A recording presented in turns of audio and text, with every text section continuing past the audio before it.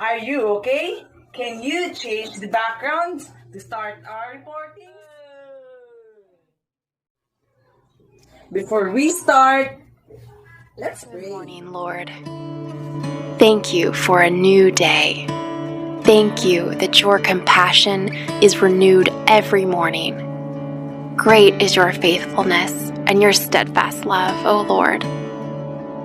I don't know what all is going to happen today and how much I'll get done, but you do. So I give this day to you. Fill me with your Holy Spirit, Father. Energize me for your work, because you know how tired these bones are.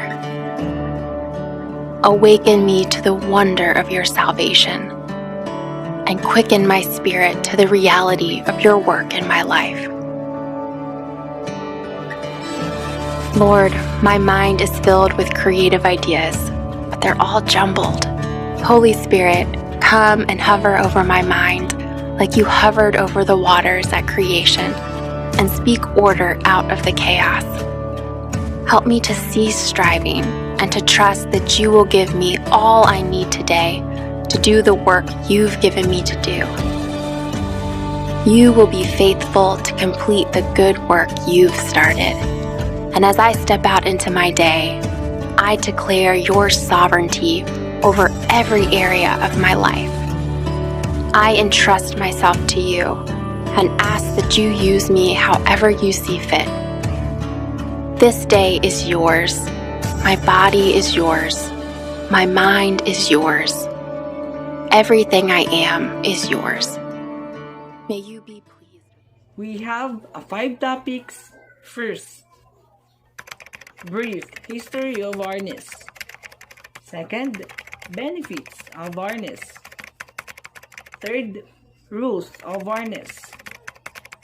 Fourth, basic skills of harness. 5, what is Kali? Good morning again, classmates. Our first topic is all about brief history of harness. Harness is also known as Trema or Kali. Harness is the Filipino indigenous martial arts of stick fighting.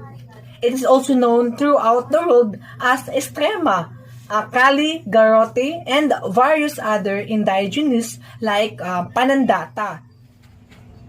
Harness was developed by indigenous populations of the Philippines who use an assorted range of weaponry for combat and self-defense. Just over a century later, in 2009, the government of the Philippines declared harness to be the martial arts and national sports of the Philippines. This is the continuations of my report by Ivy Faith Herrera. Thank you, Arthur. The Philippines has what is known as a blade culture. Unlike in the West, where medieval and Renaissance, combative and self-defense blade culture has almost extinct. But do you know that the Filipino self-defense system are still existed in our era? And that is harness. It is started to arise and founded by the late martial artist Reme Presas. Reme Presas was born on December 19, 1936 in Hinigaran Negros Occidental and died on August 20, 2001 due to brain cancer. But he is clearly a teacher and martial artist known for founding the modern harness. The term modern harness was used by his younger brother Ernesto Presas. Since 1999, Ernesto called his own system as Combatan, which is derived principally from the local folk of the Philippines, which is likely to carry bolo or machete that describe more about the older Filipino living. The second reporter of the benefits of harness is Ma'am Kagang and Ma'am Alima and Ma'am Patino. Benefits of harness are, it can be used as a self-defense. It can help you to ensure your safety, especially if you are a girl. And also, you can use your stick as a weapon. If someone wants to harm you, you can protect yourself from using this wooden sword. And also, harness teaches us discipline and control. Next is It provides a full body workout. It helps you to improve your stamina, muscle tone, flexibility, balance, and strength. So, natutulungan niya rin yung ating katawan para mapatibay pa yung muscle tone natin, yung flexibility natin, balance, at yung lakas ng ating katawan. Next, it gives you a healthy lifestyle. Matutulungan niya rin ma-improve yung ating physical fitness and emotional health. Next is, it gives you a positive encouragement to respect for values in martial arts. So, natutulungan niya rin tayong respetuhin hindi lang yung arnis, kundi yung martial arts. It helps you to improve your cardiovascular health because it stresses the heart if you do the harness. It helps you to be focused on your goals. It helps you to have a good mood because you are participating in exercise. The third reporters of Rules of Arnis is Ma'am Bahal and Sir Tumakin. Good day everyone, I am Gentle Tumakin and I am going to discuss about the arnis. What is arnis? Arnis is also called kali or eskrima. Is a form of martial arts that formed in the Philippines. Although the specific date of origin is unknown, arnis involves the use of force and bladed edge weapons using daggers, ratans, swords, and kampelans, along with spurs and other combat weapons. The rules of arnis martial arts competition. The two competitors will fight each other with the use of stick cylinder, cylindrically shaped rattan weapons in 2-round matches at 1 minute per round with 30 seconds of rest between rounds. This is an open style competition. Competitors will compete in an open matted surface whose inbound space ranges from 15 by 15 to 20 by 20. All matches will be scored by judges using a 10-point mass system. Arnis competition will be based on weight, age, gender, rank, and all experienced martial arts level. The pairings and format of arnis. The tournament format will at the discretion of tournament officials. In adult divisions, we will try as much as possible to form pairs that are within 8% of each other by weight. Directors will combine divisions where competitors are scarce. In those cases, the directors are authorized to adjust rules for fairness without compromising the primary objective, to showcase martial skill and reward those that are better able to use the weapon. Fighters will be evaluated based on accumulation of points on all matches combined. Gold, silver, and bronze medals will be awarded in each division to fighters accumulating the highest scores. If two fighters accumulate equal scores, the following will apply.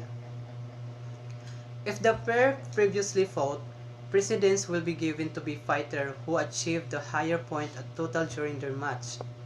If the pair previously fought to a tie or never fought, the tiebreaker will be decided by best of 3 weapon, only point fight. Judges will only count headshots. Rules of engagement arnis. Opponents will begin and in all matches with a salute or bow to each other and the judges. Referee will position fighters beyond largo range at the start of every round. Only attacks with the stick and feet are allowed. Hits, slashes, and whittings are all legal. Punots, pokes, and stabs are all illegal. Target areas are front and sides of the body, arms and hands, top, front, and sides of the helmet. Kicks are allowed below the neck and above the waist only. In single stick competition, it is not legal to block a stick with your free hand. However, arm stopping at quarto range or arm checking is allowed. Fighters are required to exhibit a realistic defense, movement, parrying, intelligent blocking. No takedowns, no grappling, wrestling, or hooking. No pushing or striking with any part of your body. No foot sweeps or throws, thrusting or butt strikes, two-handed strikes.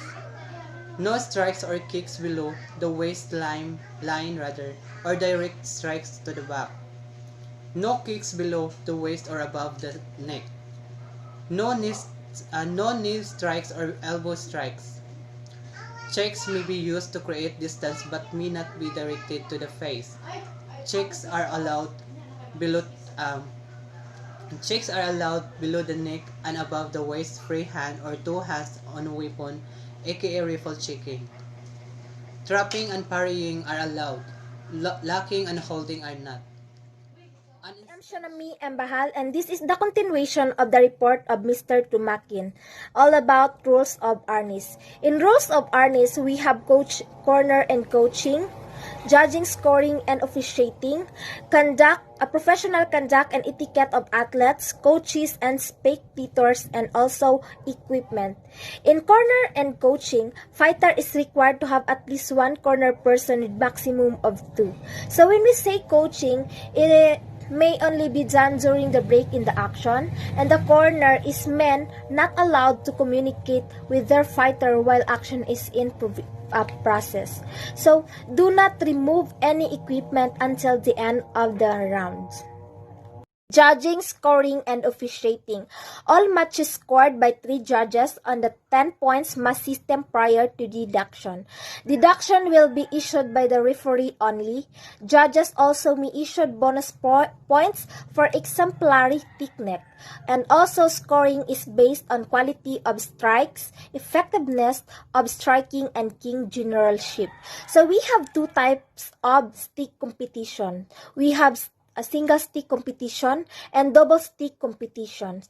In single stick competition, disarm shall be scored as a part of the match as a mandatory point deduction. The 3 disarm rules may be waived at the tournament director's discretion. The double stick competition is a finger will not be deducted of disarm. The fighter will be continued to fight with the one weapon until the end of the round. So a fighter who loses both will automatically lose the match. Professional conduct and etiquette of athletes, coaches, and spectators. So all participants are expected to exhibit professional behavior. So many aspects of personal behavior and private activities seems far removed from official duties of coaching. So all coaches should be sensitive to their position as role models for their athletes. So it is individual responsibility of each coaches to aspire to the highest possible standard of conduct. So the code of ethics for coaches is intended to provide standard of professional conduct. So being coaches, so you need to respect and protect human and civil rights. Do not knowingly participate in The fourth reporter of basic skills of harness is Ma'am Dio Caresa and Ma'am Galang.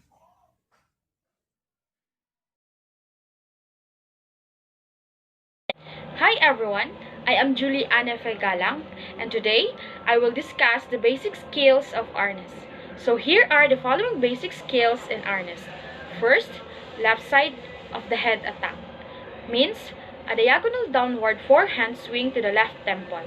From the position, the warrior will hold the stick with one hand at 1 o'clock, moving the stick in slashing motion while his face hand on his chest. Second, right side of the head attack.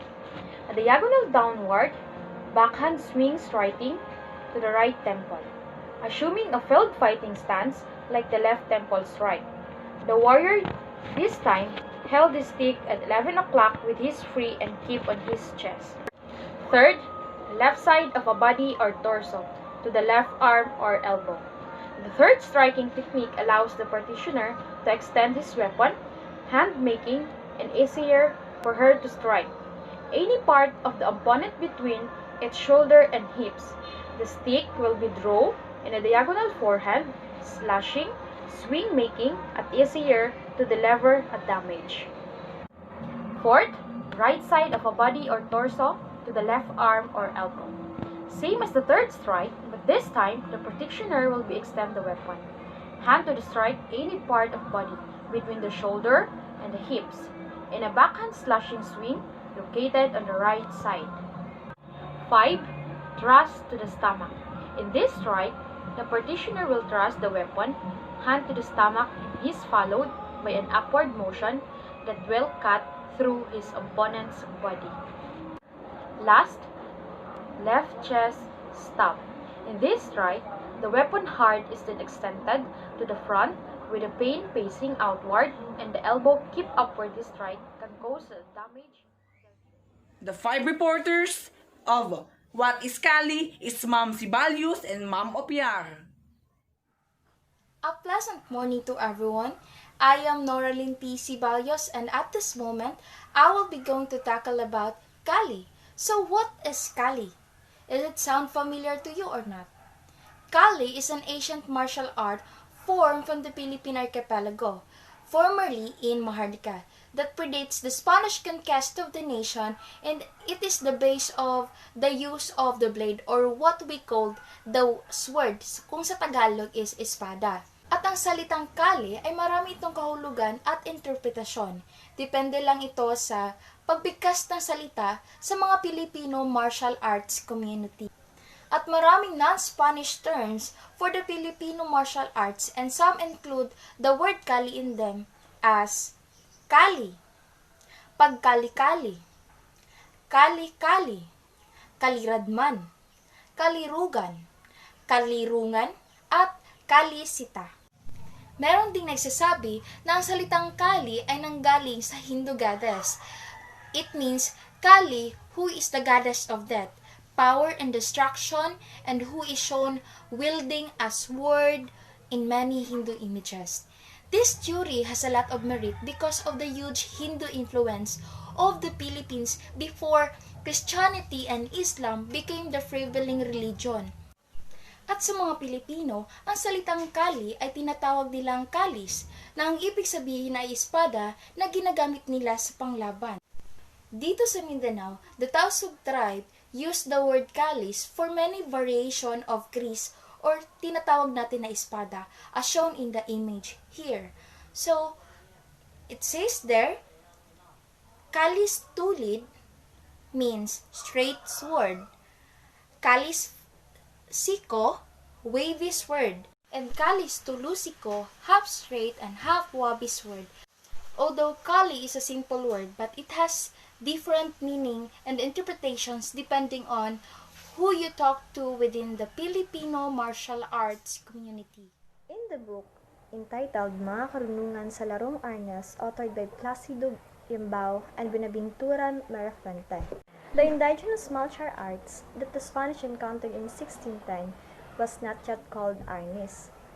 At that time, during this time, these martial arts was known as Kali to our ancestors. Due to the unbearable changing of the times and circumstances, these martial arts became as panandata to Tagalogs, pagkalikali to the Ibanags of the plains of Cagayan, Kalinungan. To the people of Pangasinan, Kaliradman, to the Bisayan, Pangaradman, the Ilonggos in 1866, and the fact this Kali was the national arts system availed by Lapu-Lapu in his man in subduing Ferdinand Magellan at the beaches of Mactan on that fateful day of March 1521. The Kalis offense-oriented, whereas the arnis defense-prone, whereas the Kali for maximum purposing to maim or to kill. In Mindanao, it is called Kali. In Visayas, it is called Eskrama. In Luzon, it is called Arnes. Pagkalikali and other called is Pandata. And John Juanito Lacoste is one of the last experts on the martial arts system of the southern Philippines. I am Lauren May Marillo.